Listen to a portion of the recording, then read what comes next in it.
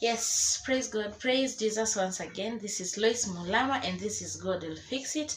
Thank you so much for staying tuned. For our new members, you feel welcome, feel at home. This is a wonderful space. You will not regret subscribing and liking and sharing. So please like and share and subscribe. Please subscribe, yes.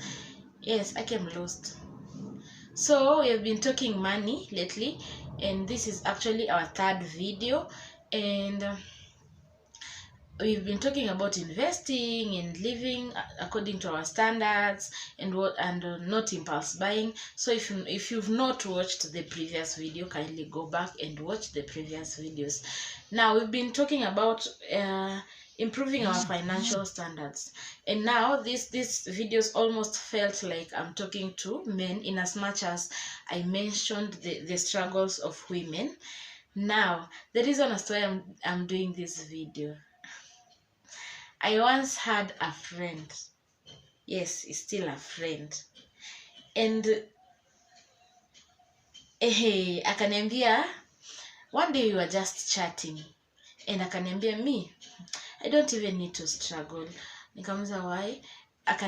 And she told me, let me try to use English. She told me she does not need to struggle.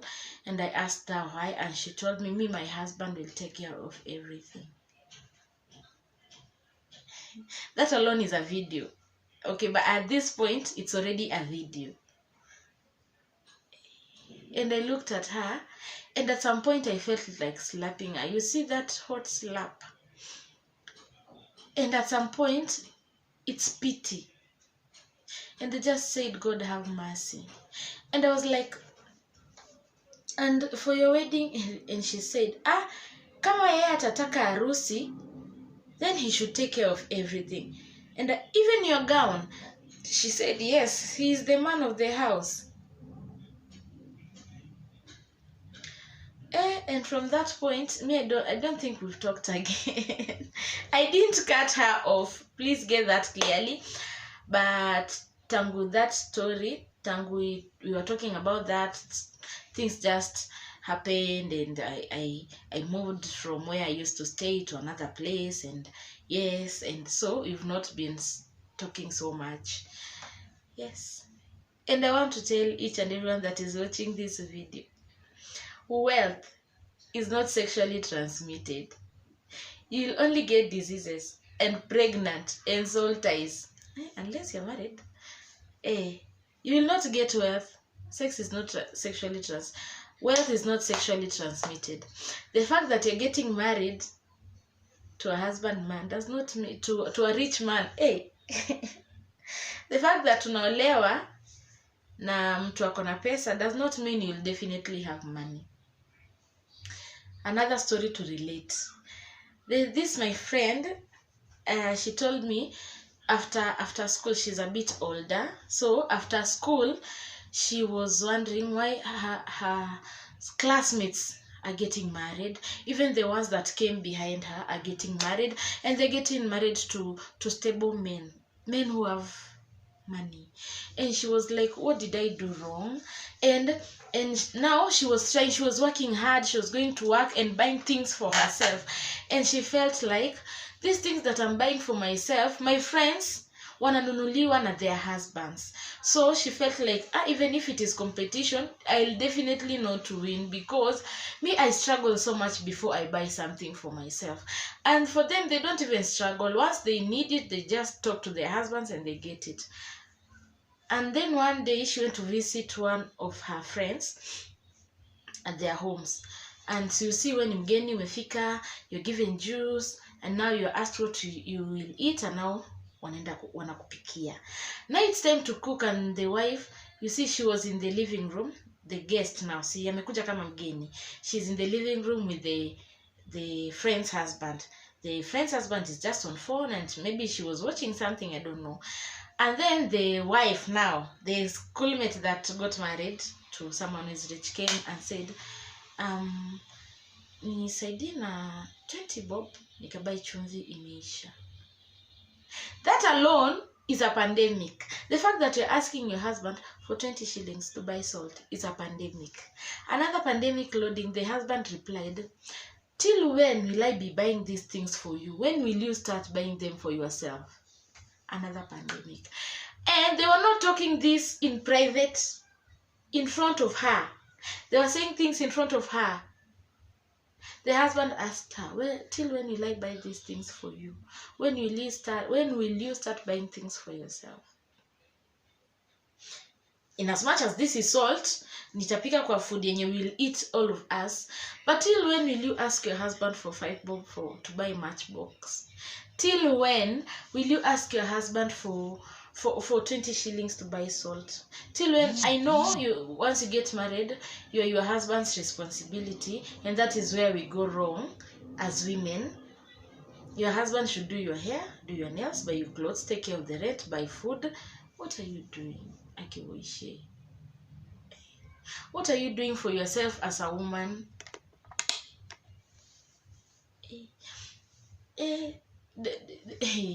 This notion of I'll get married to a rich man. Kwani, when are you going to be a rich wife? I know anytime I talk about this thing of getting married to a rich man or when I feel heartbroken, because I have seen my friends messing their lives up in the name of they don't want to work hard. They are living recklessly, and they're hoping to get married to people who are stable. I know some of them, they're lucky enough, they get married, but behind those closed doors, these people are going through a lot. You see, at this point, you have nothing yako for your own. So whatever your husband does, you cannot question, because at the end of the day, akikuacha, where will you go? You have nothing. Akikupiga, there is nothing you can do. This violence thing is a video in its own, but you see, if you don't have money, you have no say. Whatever your husband does. Whatever he says. Please, as women, let's get out of this comfort zone. And this is not for women only. There's this generation, not this group of dependants. I said it. For those who understand, dependant is the word. These boys that get married to mamas. Now you just want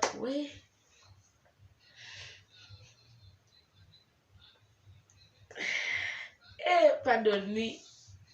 These boys who don't want to work hard, they just want to look good and find these old women who have money, Auntie Waharias. I have a Auntie Waharia somewhere close, Auntie Waharias, and they just buy you cars and buy you houses, and they give you money. Why? It is a pandemic. It is a very big problem. At this point, I don't even know what to say. Everything I had in mind as evaporate, kwa sababu the rate at which these things are happening. Please have financial freedom. Please work for your own money. You see, you don't know where this person got the money from. Even if you know, they work hard, they sweat for it. You cannot just spend it anyhow. You cannot just be working and you feel like I need to bite that sausage and you just get it. You have to beg for it. It hurts. You have to beg for it, imagine. You cannot just be working and you see this other guy with a certain shoe and you want it. You have to go and beg that your wife for the money to buy that shoe. Please work for your money. Please. Because at the end of the day, that mama atakuacha. And you'll be back to poverty. One day that your husband will get tired of you.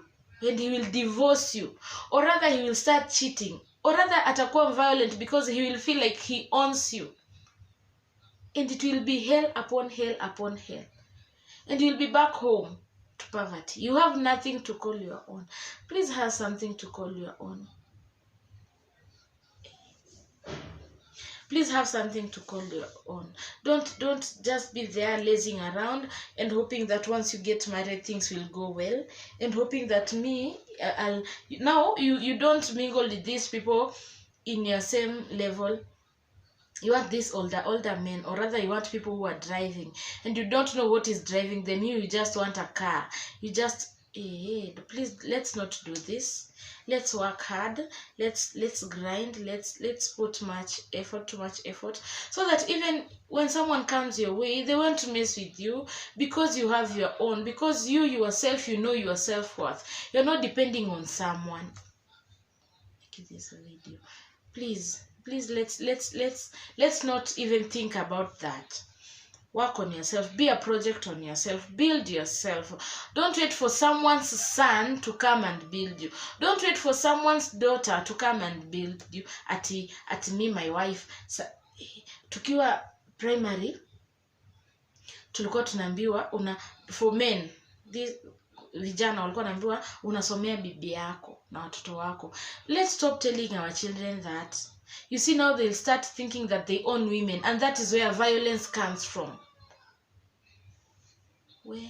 Please, let's not do that. So work hard and invest the little that you have, and make sure you have some, no matter how little, have something to call your own. Have like a little project. As a wife, try and make something, artwork, beadwork. Try and do something to help your husband, because at the end of the day, it is a family. You have to bring something, he has to bring something. In as much as he is the head of the house, you are the support. You are the so if you're not supporting, he will find another support, or the head itakuwa mzito on this support, and ataanza kukufinyilia. At this point, I mean, ataanza kuwa violent. Please, let's acha tuache video at this point. I'm sure message imefika home. If you are a woman out there and you're not working and you feel like you'll get married to a rich man, please rub that thing off your head. And I'm really trusting God that God will touch you, that will rebuke that spirit out of your head, and you'll not even think about that thing once again. Go out there, find a job, work on yourself. Don't get married if you cannot stand for yourself. Yes, I said it. Don't get married if you cannot stand for yourself. If you cannot buy yourself that wig that you want, don't get married. I'm not saying that if you're poor, you don't get married, but don't go and be a burden to someone's son or someone's daughter. Make sure you are a project on your own. Make sure you are stable on your own. Make sure you can support your husband or you can support your wife. Usikae tu and now you want to kuekelea mizigo yako kwa maisha ya mtu. Someone already have mtu ako na mizigo zake. You want, please, let's not do that. Let's work in. I was listening to this, my favorite pastor. I will mention her name, Mildred Kingsley Okonkwo. She's Nigerian. Yeah, go and look for Mildred Kingsley. She's a very good pastor. She's a very good counselor. Go and listen to her. She amesema vitu mo zenye zina make sense, but hata nimesahau kwa sababu ya the intensity of this issue. And I'm sure this my friend will watch this video. I did not tell her at that point because I felt like we will argue, we will fight. So I'm telling you, stop that. Don't even think about that. Because God has given us everything equally. Yes. So go and work for yourself. Go and build the wealth for yourself. Yes. That is the end of the video today. I want to believe that someone has been encouraged, someone amepata point, and you will share this video. And please subscribe. Even if have I been harsh? I haven't. Ni vile tu this topic inakasirisha, the fact that you know there is someone somewhere who does not want to go to work. And honestly, I'll be honest and say that I have called this my friend for jobs, not once, not twice. She didn't show up. She just wants to stay. Anataka tu kukaa because she will one day get married to a rich man. Akiwishi.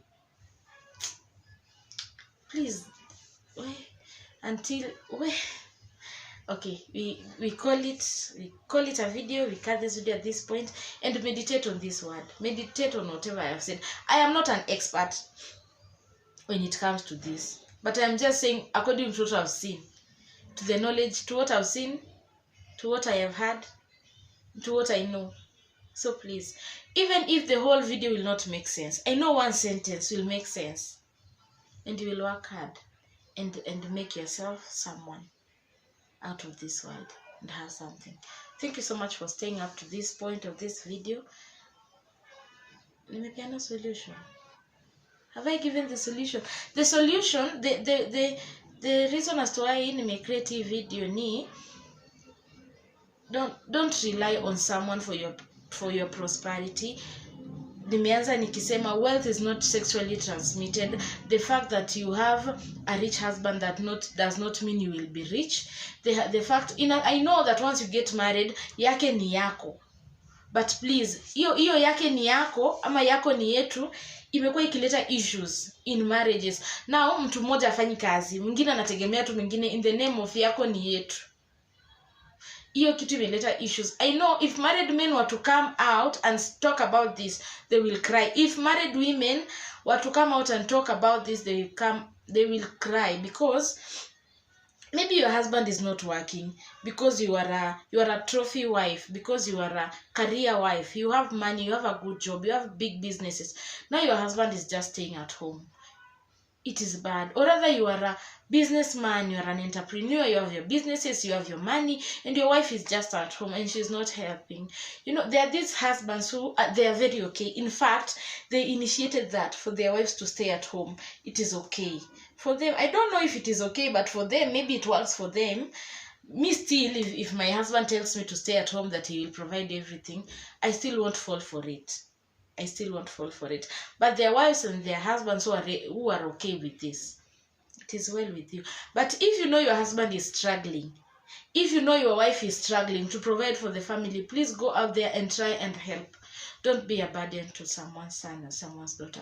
Thank you so much for staying, for the last time, for staying to this point of the video. I want to believe the message is home, and you will subscribe. Hata kama nimekuwa mhash, hata kama vitu zingine nimesema unafeel kama nimekukwaza ama I've come at you, please sorry. And I'm not saying sorry. Go and work hard for yourself.